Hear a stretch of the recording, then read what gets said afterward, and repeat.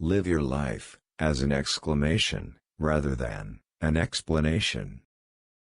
If I have ever made any valuable discoveries, it has been due more to patient attention than to any other talent.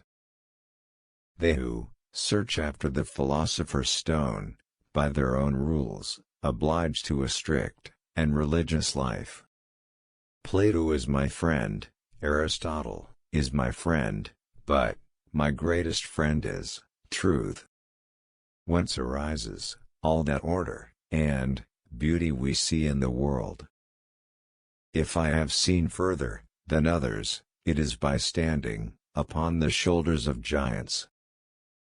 To myself, I'm only a child, playing on the beach, while vast oceans of truth lie undiscovered before me. He who thinks half-heartedly will not believe in God, but he who really thinks has to believe in God. What goes up must come down. No great discovery was ever made without a bold guess. A man may imagine things that are false, but he can only understand things that are true. And to every action, there is always an equal and opposite, or contrary reaction. Truth is ever to be found in the simplicity, and not in the multiplicity and confusion of things. Gravity explains the motions of the planets, but it cannot explain who sets the planets in motion. What we know is a drop, what we don't know is an ocean. Nature is pleased with simplicity, and nature is no dummy. Tact is the knack of making a point without making an enemy. Men build too many walls, and not enough bridges. I can calculate the motion of heavenly bodies, but not the madness of people. Sir Isaac Newton was asked how he discovered the law of gravity. He replied, by thinking about it all the time.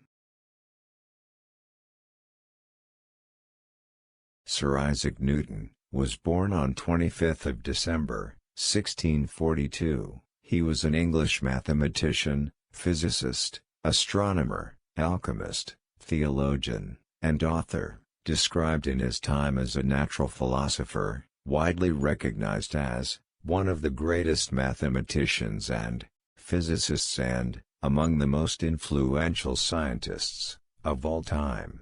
Isaac Newton was the most prominent figure in changing the world during the 17th century. He was a key figure in the philosophical revolution known as the Enlightenment. Although it was claimed that he was once engaged, Newton never married.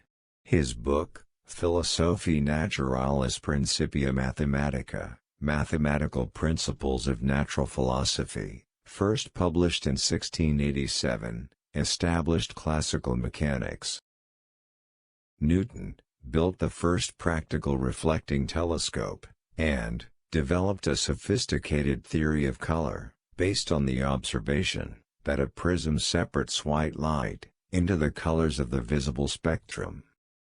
The mathematician Joseph Louis Lagrange said that Newton was the greatest genius who ever lived, and once added that Newton was also the most fortunate, for we cannot find more than once a system of the world to establish. English poet Alexander Pope wrote a famous epitaph for Newton.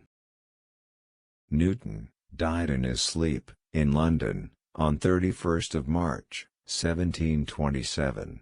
He was given a ceremonial funeral, attended by nobles, scientists, and philosophers, and was buried in Westminster Abbey, among kings and queens. He is also the first scientist to be buried in the abbey.